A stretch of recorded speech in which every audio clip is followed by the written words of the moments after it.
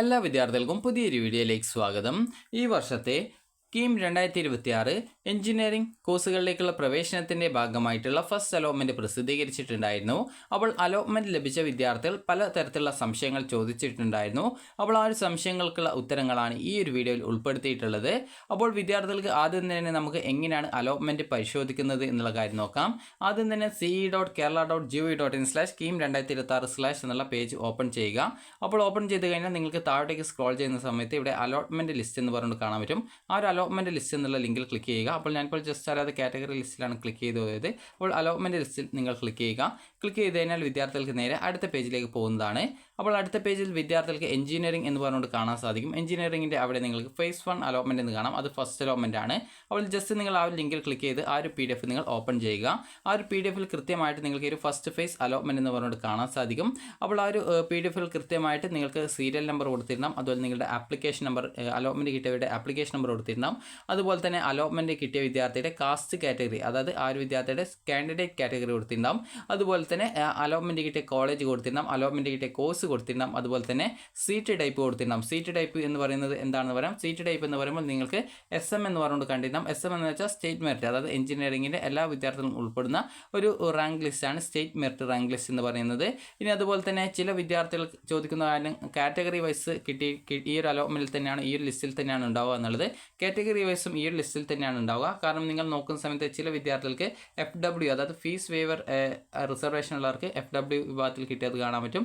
അതുപോലെ തന്നെ ചില വിദ്യാർത്ഥികൾക്ക് SM MU, അതുപോലെ തന്നെ SM XZ, അതുപോലെ തന്നെ SM SC, അതുപോലെ തന്നെ SM SC എന്നൊക്കെ പറഞ്ഞുകൊണ്ട് നിങ്ങൾക്ക് പല സീറ്റ് ടൈപ്പ് കാണാൻ പറ്റും.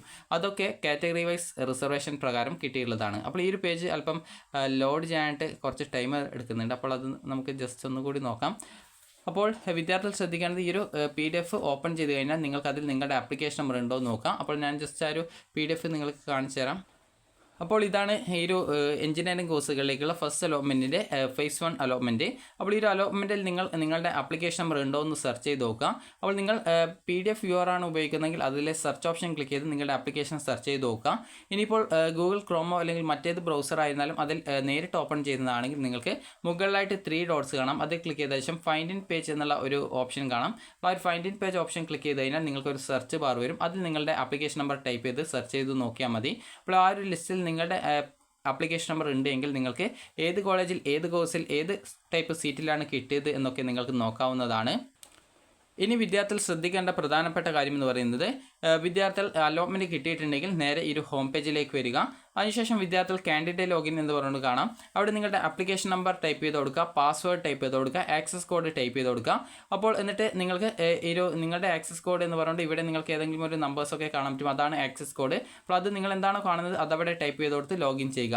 ലോഗിൻ ചെയ്ത് കഴിഞ്ഞാൽ നിങ്ങളുടെ പ്രൊഫൈൽ പേജിലേക്ക് പോകും. അവിടെ അലോട്ട്മെൻറ്റ് മെമോ എന്നുള്ള ലിങ്ക് വന്നിട്ടുണ്ടാവും. ആ ഒരു അലോട്ട്മെൻറ്റ് മെമോ ലിങ്കിൽ ക്ലിക്ക് ചെയ്ത് നിങ്ങളുടെ അലോട്ട്മെൻറ്റ് മെമോ ഡൗൺലോഡ് ചെയ്തെടുക്കുക. അപ്പോൾ അതിൽ നിങ്ങൾക്ക് കൃത്യമായിട്ട് കാണാൻ സാധിക്കും, അതായത് നിങ്ങൾ ഏത് കോളേജിൽ, ഏത് കോഴ്സിൽ എത്രാമത്തെ ഓപ്ഷനാണ് അലോട്ട്മെൻറ്റ് കിട്ടിയത് എന്നൊക്കെ അതിൽ കൊടുത്തിട്ടുണ്ടാവും.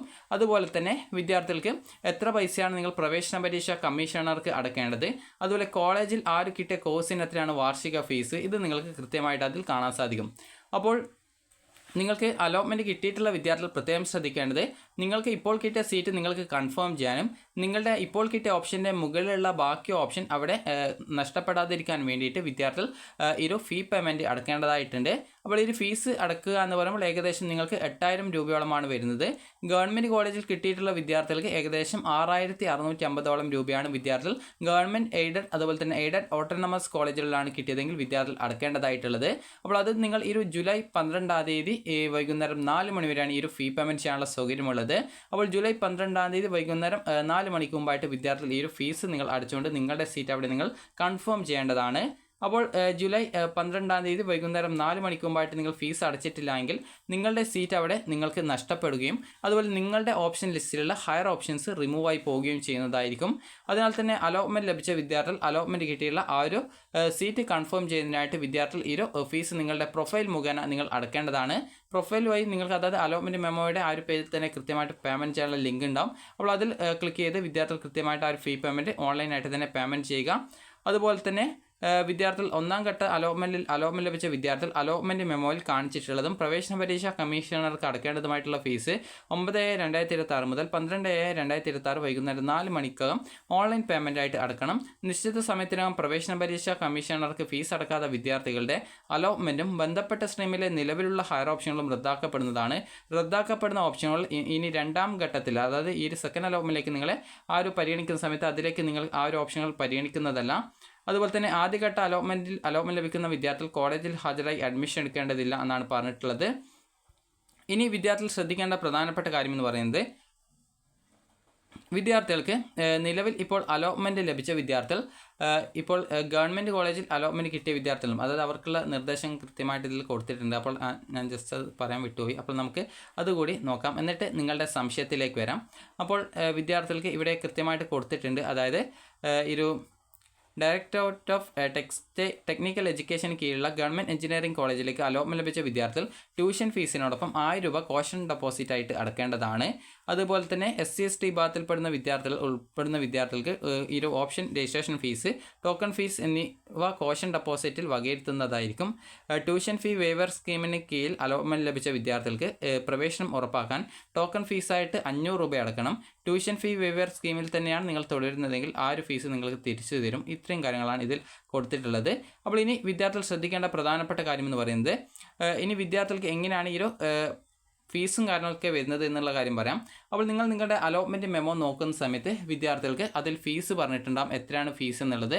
അപ്പോൾ അത് കോളേജിൽ അടക്കേണ്ട ഫീസും കൊടുത്തിട്ടുണ്ടാകും, അതുപോലെ പ്രവേശന പരീക്ഷ കമ്മീഷണർക്ക് അടക്കേണ്ട ഫീസും പറഞ്ഞിട്ടുണ്ടാകും.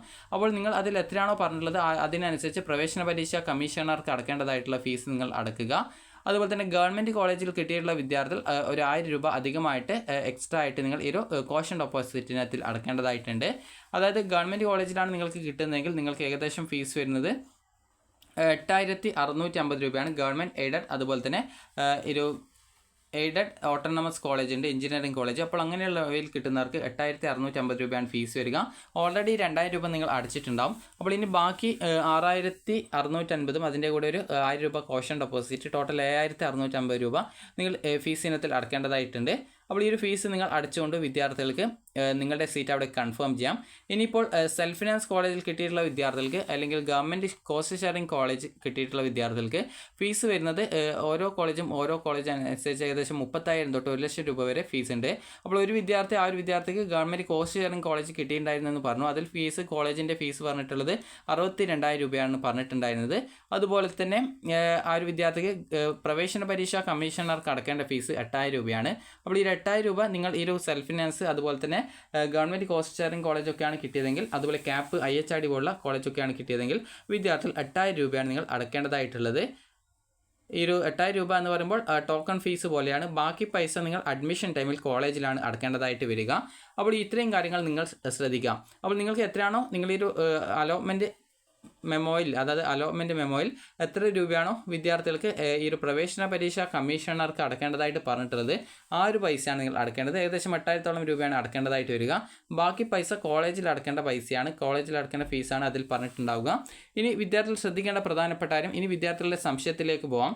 പല വിദ്യാർത്ഥികളും ചോദിച്ച ഒരു പ്രധാനപ്പെട്ട കാര്യമാണ്, ഇപ്പോൾ കിട്ടിയ കോളേജ് എനിക്ക് മതി, ഇനി മറ്റ് ഓപ്ഷൻസ് ഒന്നും എനിക്ക് വേണ്ട, ഇപ്പോൾ കിട്ടിയ സീറ്റ് മതി എന്നുള്ളത്. അപ്പോൾ അതിൻ്റെ ഒരു എക്സാമ്പിൾ പറയാം. എനിക്കിപ്പോൾ ഒരു ഗവൺമെൻറ് കോളേജിൽ എനിക്ക് കിട്ടിയത് മെക്കാനിക്കൽ എഞ്ചിനീയറിംഗ് ആണെന്ന് വിചാരിക്കുക. അപ്പോൾ എനിക്ക് തോന്നുന്നു എനിക്ക് ആ ഒരു സീറ്റ് തന്നെ മതി, എനിക്ക് ഇനി മറ്റ് ഓപ്ഷൻസും വേണ്ട, എനിക്ക് ഇപ്പോൾ കിട്ടിയ ഓപ്ഷൻ്റെ മുകളിലുള്ള മറ്റ് ഓപ്ഷൻസും ഇനി വേണ്ട എന്ന് വിചാരിക്കുന്നു. അപ്പോൾ ഞാൻ എന്ത് ചെയ്യണം ചോദിച്ചാൽ, എനിക്ക് ഇപ്പോൾ കിട്ടിയ സീറ്റ് മതി, ഇനി മറ്റ് ഓപ്ഷൻസ് ഒന്നും വേണ്ട എന്നുണ്ടെങ്കിൽ ഞാൻ എന്ത് ചെയ്യണം, ഇപ്പോൾ കിട്ടിയ സീറ്റിൽ ഞാൻ ഫീസ് അടക്കണം. ഫീസ് അടച്ച് അതിൻ്റെ റെസിപ്റ്റൊക്കെ ഡൗൺലോഡ് ചെയ്ത് ആ ഒരു സീറ്റ് അവിടെ കൺഫേം ചെയ്യണം. ഇങ്ങനെ കൺഫേം ചെയ്യുക മാത്രമേ ചെയ്യേണ്ടതായിട്ടുള്ളൂ. ഇനി അടുത്ത സെക്കൻഡ് അലോട്ട്മെൻറ്റ് ഓപ്ഷൻ കൺഫർമേഷൻ വരും. അപ്പോൾ ഞാൻ ഓപ്ഷൻ കൺഫർമേഷൻ ചെയ്യേണ്ട ആവശ്യമില്ല, കാരണം എനിക്ക് ഇതിന് മുകളിലുള്ള ഓപ്ഷൻസ് വേണ്ട. അതുകൊണ്ട് തന്നെ ഓപ്ഷൻ കൺഫർമേഷൻ നടത്തേണ്ട ആവശ്യമില്ല. ഇനി അതുപോലെ തന്നെ അതിനുശേഷം എന്ത് ചെയ്യണം, സെക്കൻഡ് അലോട്ട്മെൻറ്റിന് ശേഷമാണ് കോളേജിൽ ജോയിൻ ചെയ്യേണ്ടത്. അപ്പോൾ ആ ഒരു സെക്കൻഡ് അലോട്ട്മെൻറ്റിന് ശേഷം കോളേജിൽ പോയിട്ട് അഡ്മിഷൻ എടുത്താൽ മാത്രം മതി.